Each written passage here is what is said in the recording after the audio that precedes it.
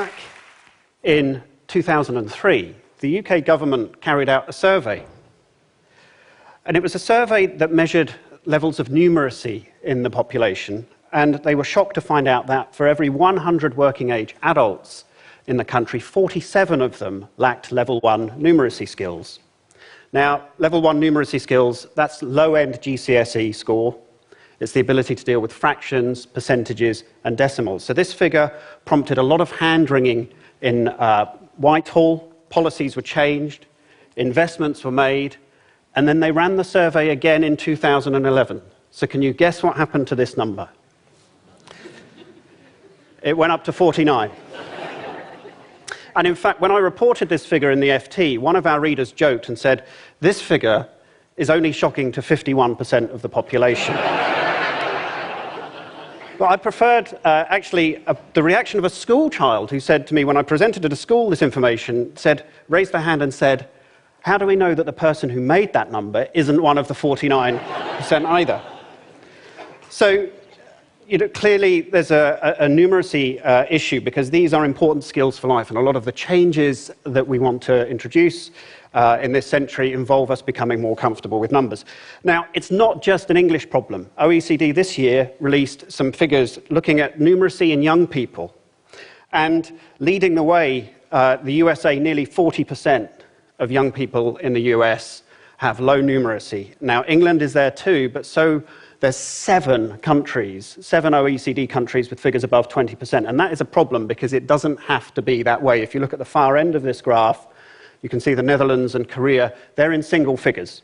Okay, so there's definitely a numeracy problem that we want to address.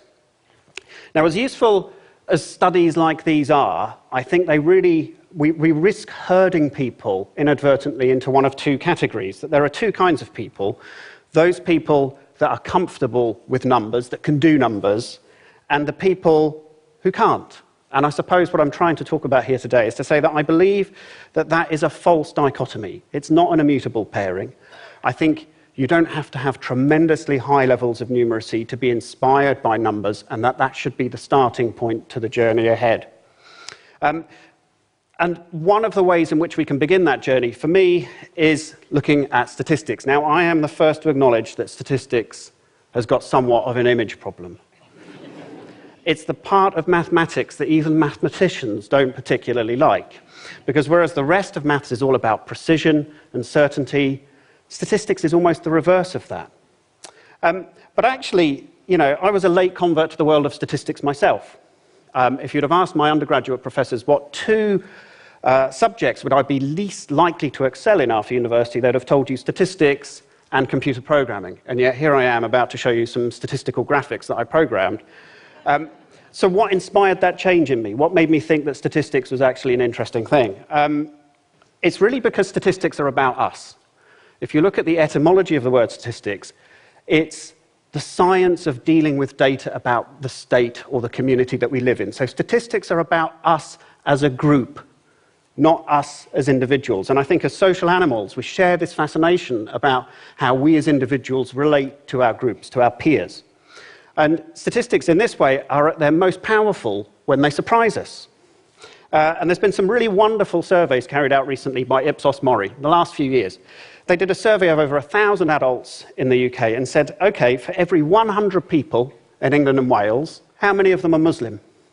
Now, the average answer from this survey, which was supposed to be representative of the broader population, was 24. That's what people thought. British people think 24 out of every 100 people in the country are Muslim. Now, official figures reveal that figure to be about 5. So there's this big variation between what we think, our perception, and the reality as given by statistics. And I think that's interesting. What could possibly be causing that misperception? And I was so thrilled with this study, I started to take questions out in presentations. I was referring to it now. I did a presentation at St. Paul's School for Girls in Hammersmith, and I had an audience rather like this, except it was comprised entirely of sixth form girls. And I said, girls, how many teenage girls do you think the British public think get pregnant every year? And the girls were apoplectic when I said, The British public think that 15 out of every 100 teenage girls get pregnant in the year. And they had every right to be angry, because in fact I'd have to have closer to 200 dots before I could colour one in terms of what the official figures tell us. And rather like numeracy, this is not just an English problem. Ipsos Mori expanded this survey in recent years to go across the world. And so they asked Saudi Arabians, for every 100 adults in your country, how many of them are overweight or obese? And the average answer from the Saudis was just over a quarter. That's what they thought. Just over a quarter of adults are overweight or obese. The official figures show, actually, it's nearer to 3/4. So again, a big variation.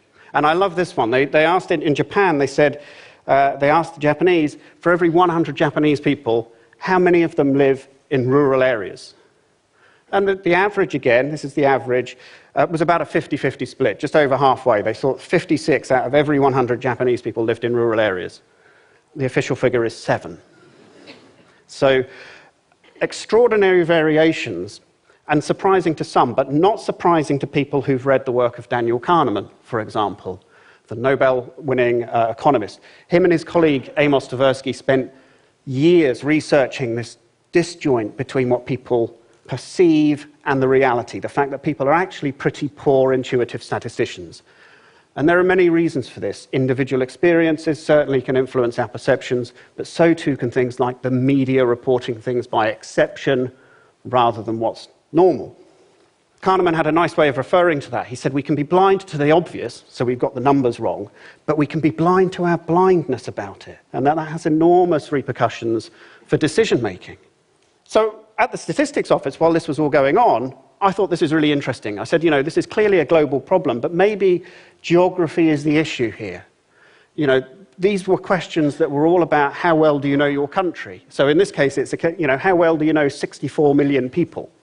Not very well, it turns out. I can't do that. So I had an idea, which was to think about this same sort of approach, but to think about it in a very local sense. Is this a local? If we reframe the questions and say, how well do you know your local area, would your answers be any more accurate? So I devised a quiz. How well do you know your area? It's a simple web app. You put in a postcode, and then it will ask you questions based on census data for your local area. And I was very conscious in designing this that I wanted to make it open to the widest possible range of people, not just the 49% who can get the numbers. I wanted everyone to engage with it. So for the design of the quiz, I was inspired by the isotypes of Otto Neurath from the 1920s and 30s. Now, these are methods for representing numbers using repeating icons. And if you like, the numbers are there, but they sit in the background. So it's a great way of representing quantity without resorting to using terms like percentage, fractions, and ratios. So here's the quiz. The layout of the quiz is you have your repeating icons on the left-hand side there and a map showing you the area we're asking you questions about on the right-hand side. There are 7 questions. Each question, there's a possible answer between 0 and 100. And at the end of the quiz, you get an overall score between 0 and 100. And so because this is TEDx Exeter, I thought we would have a quick look at the quiz for the first few questions of Exeter. And so the first question is, for every 100 people, how many are aged under 16? Now, I don't know Exeter very well at all, so I had a guess at this, but it gives you an idea of how this quiz works.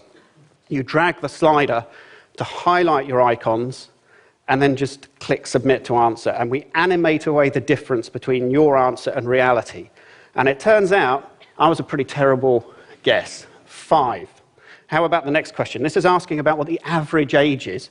So the age at which half the population are younger and half the population are older. And I thought 35. That sounds middle-aged to me. Actually, in Exeter, it's incredibly young, and I'd underestimated the impact of the university in this area. The questions get harder as you go through. So this one's now asking about home ownership. For every 100 households, how many are owned with a mortgage or loan? And I hedged my bets here because I didn't want to be more than 50 out on the answer. And actually, these get harder, these questions, because when you're in an area, when you're in a community, things like age, it's pretty You know, there are clues to whether a population's old or young. Just by looking around the area, you can see it. Something like home ownership is much more difficult to see, and so we revert to our own heuristics, our own biases about how many people we think own their own homes. Now, the truth is, when we published this quiz, the census data that it's based on was already a few years old. We've had online applications that allow you to put in a postcode and get statistics back for years. So in some senses, this was all a little bit old and not necessarily new, but I was interested to see what reaction we might get by gamifying the data in the way that we have, by using animation and playing on the fact that people have their own preconceptions. It turns out the reaction was more than I could have hoped for. It was a long-held ambition of mine to bring down a statistics website due to public demand. This URL contains the words statistics, gov, and UK, which is 3 of people's least favorite words in a URL.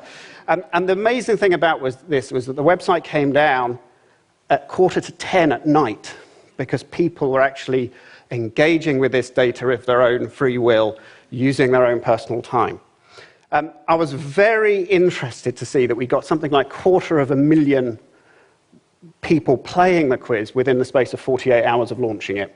And it sparked an enormous discussion online on social media, which was largely dominated by people having fun with their misconceptions, which is something that, you know, I couldn't have hoped for any better in some respects.